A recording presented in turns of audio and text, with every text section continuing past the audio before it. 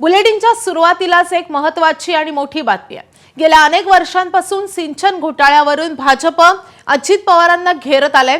त्याच अजित पवारांनी पालिका निवडणुकीच्या प्रचारात सिंचन घोटाळ्यावरून पलटवार केलाय।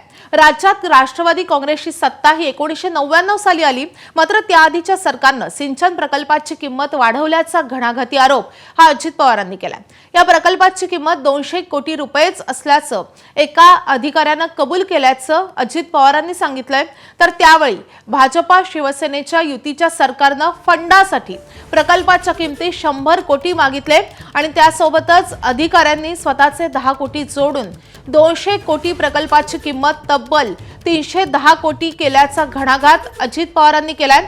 दरम्यान त्यावेळी युती सरकारच्या काळात सिंचन खातं हे भाजपाकडे होतं। माझ्याकडे दिलेलं होतं, तुम्हाला अजूनही मी रेकॉर्ड दाखवीन, फाईल काही केलेलं नाही। त्यात पुरंदर उपसा सिंचन योजना ही 330 कोटी रुपयाची झालेली होती। मी आल्यावर ती रद्द केली।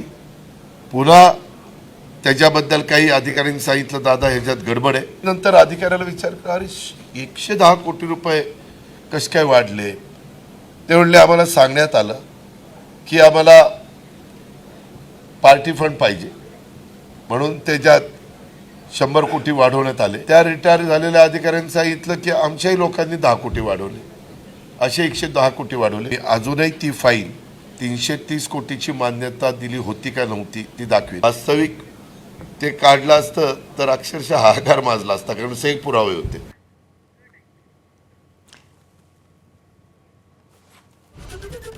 तर याच विषयावर चर्चा करण्यासाठी आपल्यासोबत असणार आहेत आमचे प्रतिनिधी संजय महाजन आणि त्यांच्यासोबत आहेत स्वतः जलसंपदा विभागाचे तत्कालीन मुख्य अभियंते विजय पांढरे।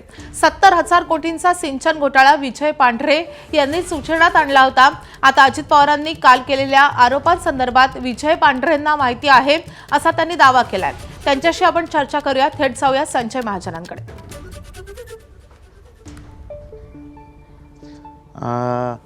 नमस्कार। खरं तर सिंचन विभागाचे जे काही मुख्य अभियंता, तत्कालीन मुख्य अभियंता विजय पांढरे सर आपल्यासोबत आहेत। सर, काय म्हणाल? अजित पवारांनी काल एक आरोप केलाय की तत्कालीन ज्या वेळेस एका प्रकल्पावर ज्याची किंमत 200 कोटी होती त्याची किंमत 310 कोटी दाखवण्यात आली आणि 100 कोटी रुपये हे पार्टी फंड आणि 10 कोटी अधिकाऱ्यांनी काढलेत असा त्यांनी आरोप केलाय। हे स्वतः अजित पवार हे असं म्हणतायत, ही एक चांगलीच गोष्ट आहे, कारण की स्वतःच्या तोंडाने ते त्यांच्या खात्यातल्या भ्रष्टाचाराची कबुली देत आहेत। बरं, हा भ्रष्टाचार जसं अजित पवार म्हणतात की ते युती सरकारच्या काळात जेव्हा काहीतरी 96-97ला हे गव्हर्नमेंट आलं युती सरकारचं, आणि या युती सरकारने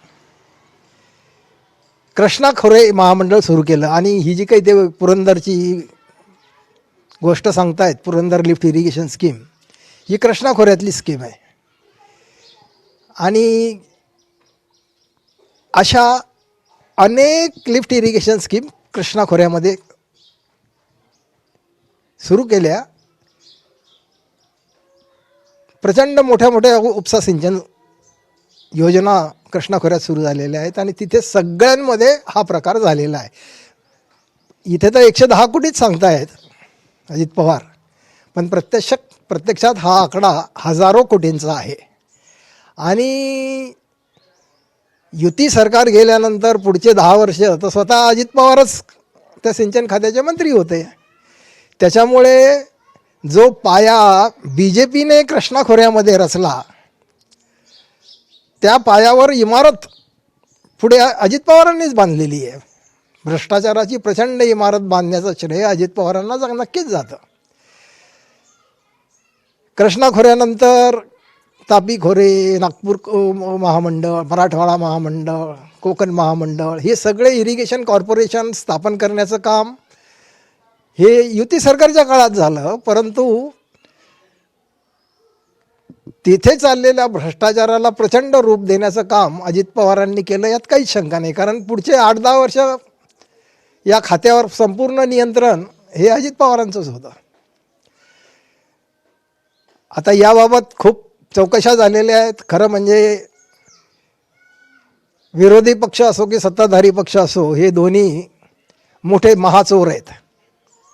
ह्याच्यातला कोणीच चांगला नाही आहे आणि म्हणून ते एकमेकांचा भ्रष्टाचार झाकत असतात. आणि म्हणून अजित पवारांचाही भ्रष्टाचार फडणवीसांनी झाकलेला आहे. अजित पवारांचा भ्रष्टाचार मोदींनीही झाकलेला आहे. आणि हे सगळे जे आहेत आता मांडीला मांडी लावून बसलेले आहेत. म्हणजे ही सगळी लुटारूंची टोळी आहे, दुसरं काही नाही आहे. मी खूप डिटेलमध्ये सचिवांना पत्र दिलेली आहेत.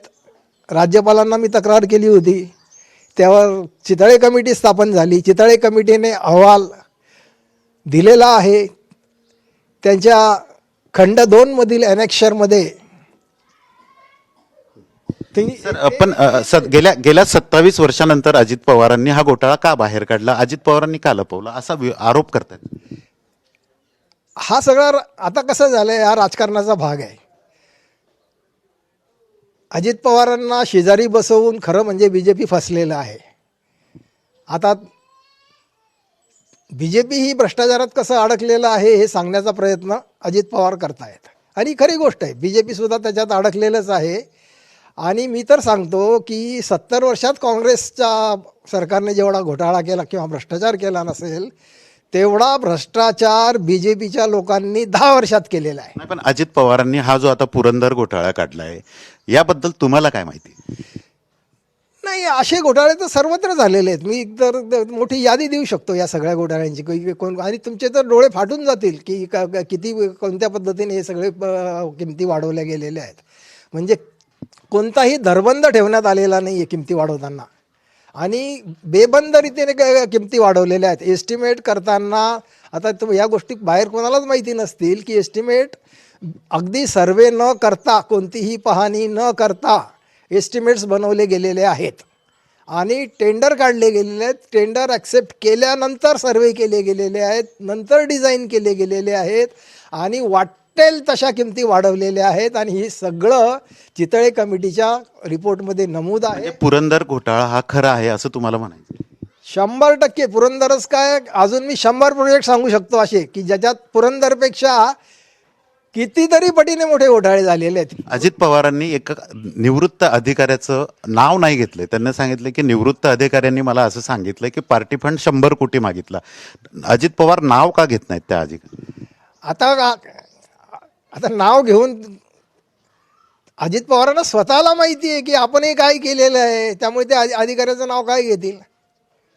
अजित पवारांचा तर या घोटाळ्यांशी डायरेक्ट संबंध आहे. त्यांनी कोणत्या पद्धतीने हे ते तर 100च कोटी सांगतायत. अजित पवारांनी किती कोटी, हजारो कोटींचं केलेलं आहे ते अजित पवारांना नक्की माहिती आहे. त्याच्यामुळे अजित पवार असा मोघम बोलणारच आहेत. आणि हा मोघम बोलले म्हणजे काही अजित पवार सुटले अशातला काही भाग नाही. आणि मी सांगतो की कोणी घ्या, सत्ताधारी घ्या की विरोधी घ्या, हे दोन्हीही अत्यंत भ्रष्टाचारी. आता अशा या जो काय हा घोटाळा आहे यात अधिक म्हणजे याची मोडस ऑपेरेंडी, याची पद्धत कशी असायची, अधिकारी यांना कशी मदत करायची? कारण अधिकाऱ्यांना सुद्धा 10 कोटी यात काढल्याचं म्हटलंय. कशी याची जी मोडस ऑपेरेंडी होती? हे बघा, याची मोडस ऑपरेंडी अशी आहे, आमच्या अधिकाऱ्यांमध्ये काही अधिकारी असे चापलूस आहेत की सरकार स्थापन झालं की ते मंत्र्याच्या कानाशी लागतात आणि मंत्र्याला सांगतात की या खात्यातून पैसे कसे खायचे हे आम्ही तुम्हाला सांगतो, त्या पद्धतीने जर तुम्ही काम केलं तर तुम्हाला हजारो कोटी मिळतील.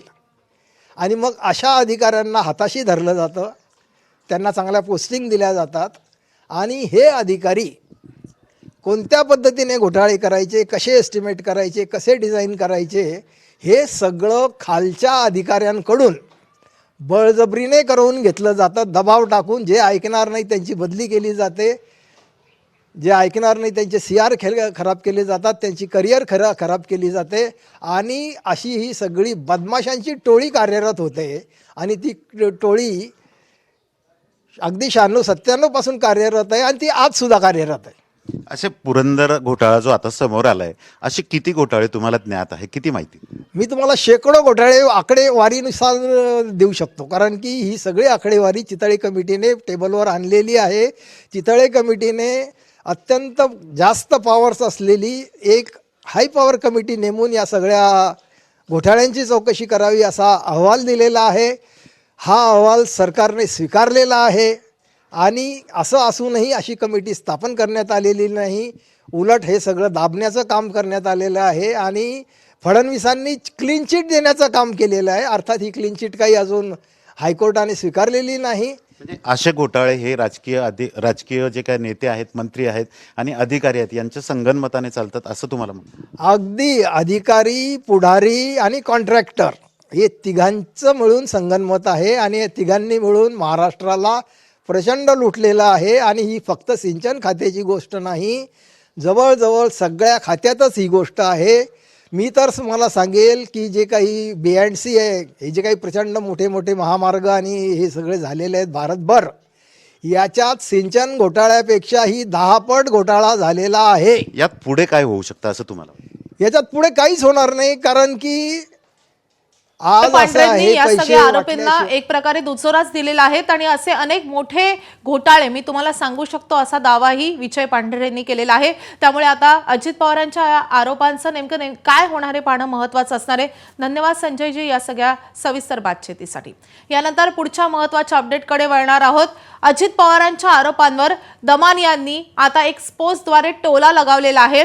अजित पवार आणि भाजपचं राजकारण छान चाललंय असं दमानिया यांनी म्हटलेलं आहे. तर अंजली दमानिया यांनी नेमकी काय एक्सपोज केली आपण पाहतोय. अजित पवार म्हणतात सिंचन घोटाळ्यात आम्हीच पैसे नाही खाल्ले, भाजपनं पण खाल्ले. वा, छान चाललंय राजकारण. तर अशी एक्सपोज केली आहे अंजली दमानिया यांनी.